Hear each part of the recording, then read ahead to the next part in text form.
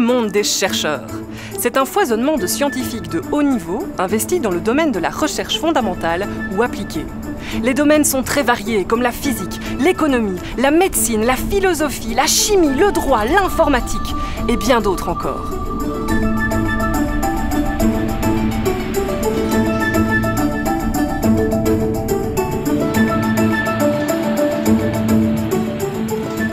Être chercheur, c'est être innovant, curieux, imaginatif. C'est également acquérir des savoir-faire et une expertise dans un domaine, des capacités techniques et beaucoup d'expérience.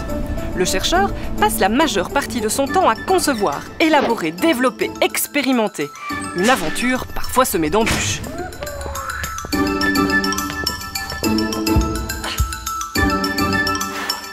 Il doit aussi interpréter, rédiger, communiquer, publier.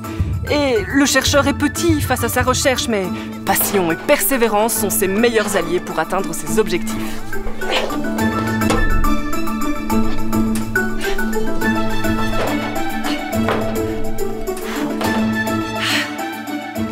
Accompagnez-moi, je vous emmène dans le monde des chercheurs. Je suis chercheur qualifié du FNRS à l'Université de Namur, où je mène une série de recherches en histoire de la littérature française et en sociologie de la littérature. Alors, je suis devenu chercheur par passion, véritablement. J'ai eu la chance d'avoir un directeur de mémoire qui m'a invité à poursuivre mon parcours et à mener une thèse à l'Université de Liège. Ça m'a permis de voyager aussi, cette thèse.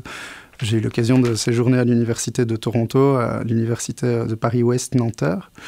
Par la suite, j'ai obtenu un mandat de chargé de recherche FNRS, après mon mandat d'aspirant FNRS, qui m'a aussi donné l'occasion de circuler un peu du côté de Berlin, du côté de Sherbrooke. Et me voilà maintenant chercheur qualifié à l'Université de Namur, où je mène une recherche actuellement sur ce qu'on peut appeler la littérature sauvage, c'est-à-dire l'ensemble des productions qui échappent au circuit du livre, soit parce qu'elles le souhaitent délibérément, soit parce qu'elles y sont contraintes. Alors ça va de l'album manuscrit au XIXe siècle jusqu'au tag, plus récemment, en passant par des journaux amateurs, des revues bricolées avec les moyens du bord, comme par exemple les journaux de la Résistance.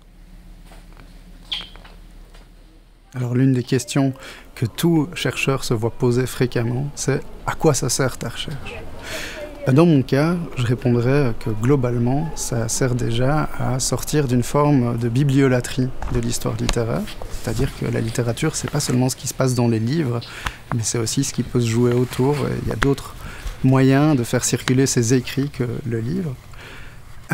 Et puis, ça se permet aussi de sortir d'une histoire de la littérature qui serait seulement focalisée sur les vainqueurs, puisque ceux qui parviennent à investir le circuit éditorial sont quand même des acteurs qui généralement s'en tirent pas mal dans le champ littéraire, et faire un pas de côté et observer aussi ceux qui ne parviennent pas à investir ce milieu, ça vaut la peine aussi.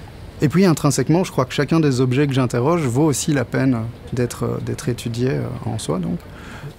L'album Zutique, par exemple, est le recueil composé par le Cercle du Zutisme, qui peut être considéré comme le premier cénacle homophile, queer avant l'heure, du XIXe siècle. Plus récemment, j'ai travaillé sur les tags des Gilets jaunes, et ça permet aussi d'interroger une série de valeurs, d'imaginaires, de capacité à réagir aussi à un discours dominant, qui est parfois écrasant, et à invalider peut-être une représentation, ou à nuancer une représentation qui a été largement diffusée par les médias au sujet de ce mouvement social. Une autre question qu'on pose souvent aux chercheurs, c'est est-ce que c'est pas trop solitaire comme métier?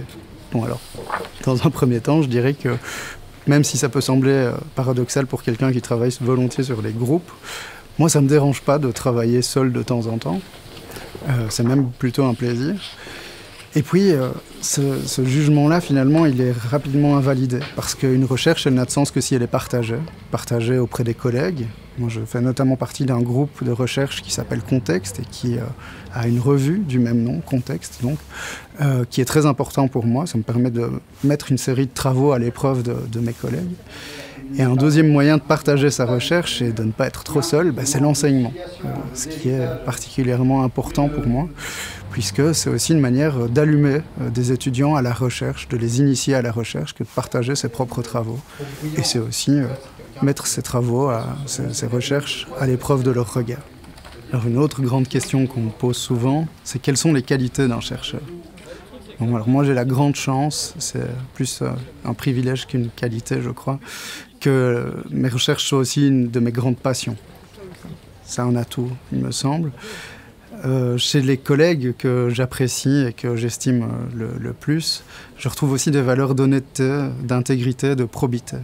Et alors du côté des jeunes chercheurs, vu l'actualité du milieu de la recherche, une qualité importante, c'est la persévérance. J'ai défendu ma thèse en 2011 et j'ai obtenu un poste en 2019.